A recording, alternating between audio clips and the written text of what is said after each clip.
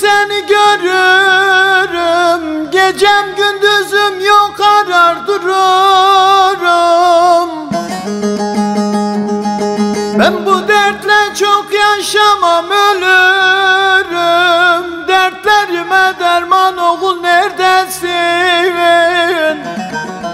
Kurban olam neredesin? Ben bu dertle çok yaşamam, ölürüm.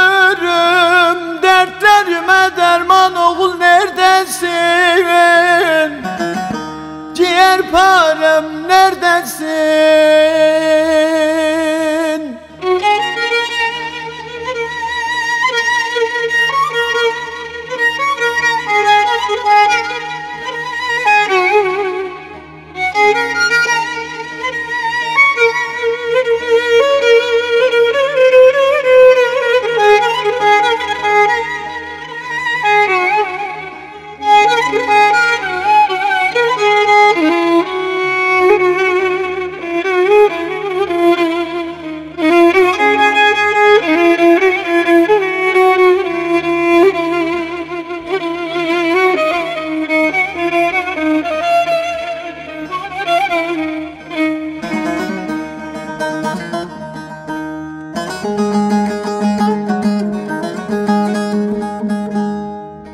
Bir resmi yok bakam ağlayam, bir mezarın yok gelem her bayram.